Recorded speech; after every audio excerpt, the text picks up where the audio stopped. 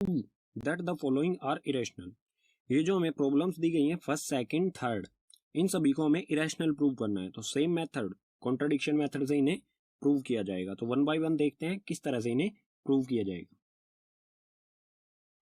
तो question number third के first से शुरू करते हैं, जिसमें हमें 1/√2 को इरेशनल प्रूव करना है। तो सिंपल कॉन्ट्रडिक्शन मेथड से इसे प्रूव किया जाएगा। तो इसमें लेट कर लेंगे, let us assume the contrary that 1/√2 is rational.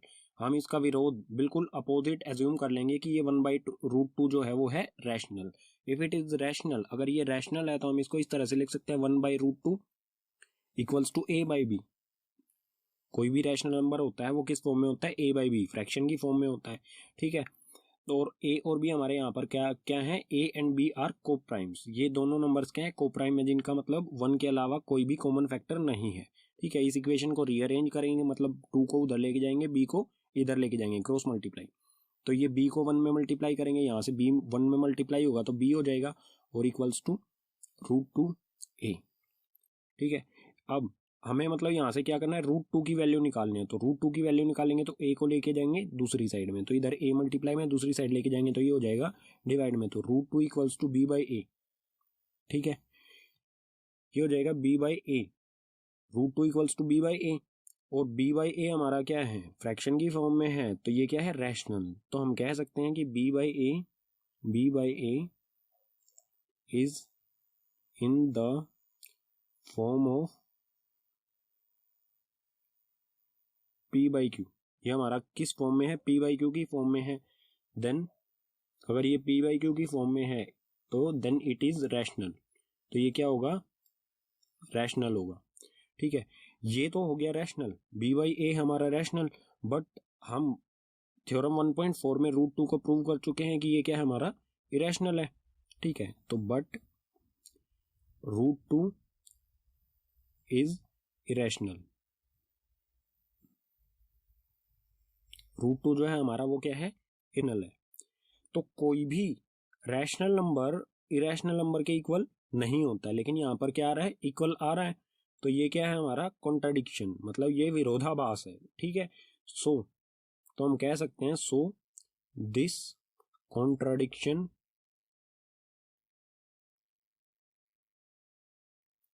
is arisen because of our incorrect assumption। जो भी ये विरोधाभास हमें नजर आ रहा है क्वेश्चन में, कोई रैशनल नंबर इरेशनल नंबर के इक्वल दिखाई दे रहा है हमें यहाँ पे, लेकिन ऐसा नहीं होता है। तो ये जो भी विरोधाभास नजर आ रहा है ये किस वजह से, हमारे इनकरेक्ट अजम्पशन की वजह से। अगर हमने ये अजम्पशन जो है हमारा, हमने लेट किया था, अज्यूम किया था कि 1/√2 जो है रैशनल है, अगर ये गलत है तो हम कह सकते हैं, ठीक है, सो we conclude that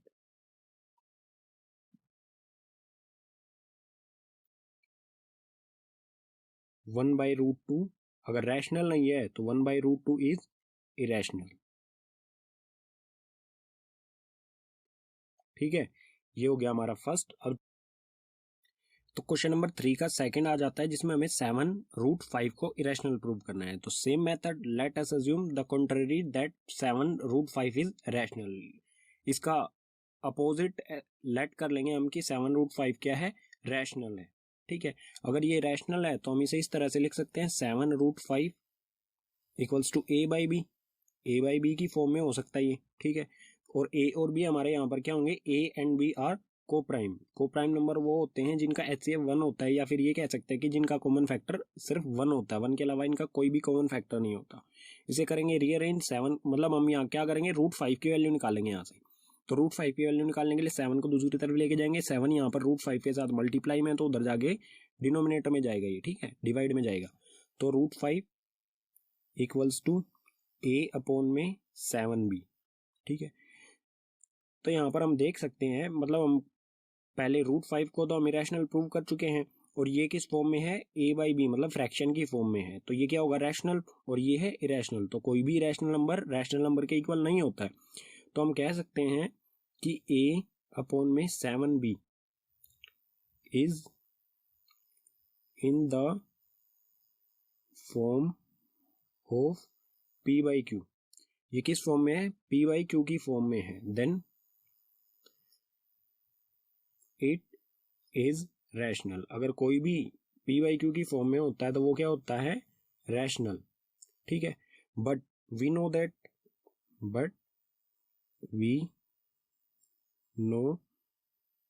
that root 5 is irrational. लेकिन हमें पता है, हम पहले प्रूव कर चुके हैं कि रूट 5 जो होता है वो इरेशनल होता है। ये इरेशनल है, ये रैशनल है, तो कोई भी इरेशनल नंबर रैशनल नंबर के इक्वल नहीं होता है। तो ये जो भी कॉन्ट्राडिक्शन आ रहा है ये किस वजह से आ रहा है, तो हम कह सकते हैं कि सो दिस कॉन्ट्राडिक्शन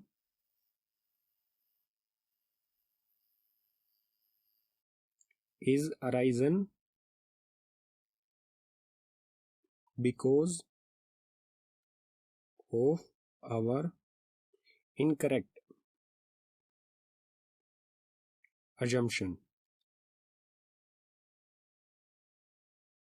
ये जो भी कॉन्ट्राडिक्शन आ रहा है, विरोधाभास नजर आ रहा है कि कोई इरेशनल नंबर रैशनल नंबर के इक्वल है, तो ये किस वजह से है, क्योंकि हमने यहाँ पर गलत एजम्पशन लिया है। 7√5 को रैशनल एज्यूम किया था हमने, तो ये हमने गलत एज्यूम किया। अगर ये गलत एज्यूम किया है तो हम कह सकते हैं कि 7√5 अगर वो गलत था तो ये 7√5 क्या होगा, 7√5 इज इरेशनल। ठीक है, अब चलते हैं थर्ड पार्ट पर। थर्ड पार्ट में कह रहा है 6+√5 को इरेशनल प्रूव करना है। तो same method, let us assume the contrary that 6+√5 is rational. इसे अज्यूम कर लेंगे कि ये क्या है, एक रैशनल नंबर है। अगर ये रैशनल नंबर है तो हम इसे किस तरह से लिख सकते हैं, 6+√5 equals to a by B. ठीक है, और a और b हमारे क्या है यहाँ पर, को प्राइम नंबर्स हैं। ठीक है, जिनका कॉमन फैक्टर सिर्फ 1 होता है। इसे रीअरेंज करेंगे, रीअरेंज करने में हम क्या करेंगे, √5 की वैल्यू निकालेंगे, क्योंकि हमें पता है कि √5 क्या है, इरेशनल नंबर है, ये हम प्रूव कर चुके हैं।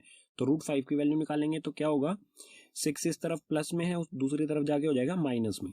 तो ये क्या हो जाएगा, √5 equals to a minus B minus में 6। ठीक है, एलसीएम ले लेंगे इस साइड में। एलसीएम लेने पर हमारी इक्वेशन आएगी √5 equals to a minus 6b upon में b। ठीक है, तो ये आपको किस तरह से दिख रहा है, ऊपर मतलब ये हमें फ्रैक्शन की फॉर्म में दिख रहा है, p बाई क्यू की फॉर्म में, और √5 है रैशनल, ये है रैशनल। तो हम कह सकते हैं कि a माइनस 6b अपॉन में b is in the form of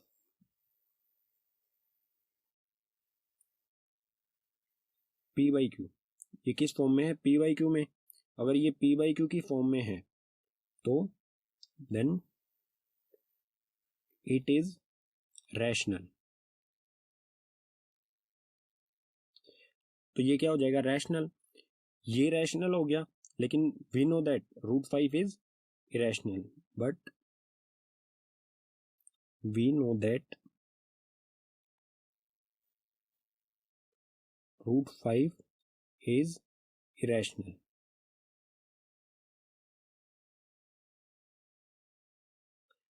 हमें पता है कि √5 जो है वो इरेशनल होता है, ये रैशनल है, ये इरेशनल। तो कोई भी इरेशनल नंबर रैशनल के इक्वल नहीं होता है।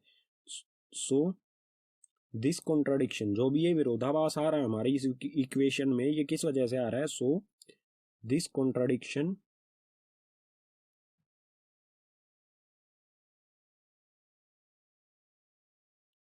is arisen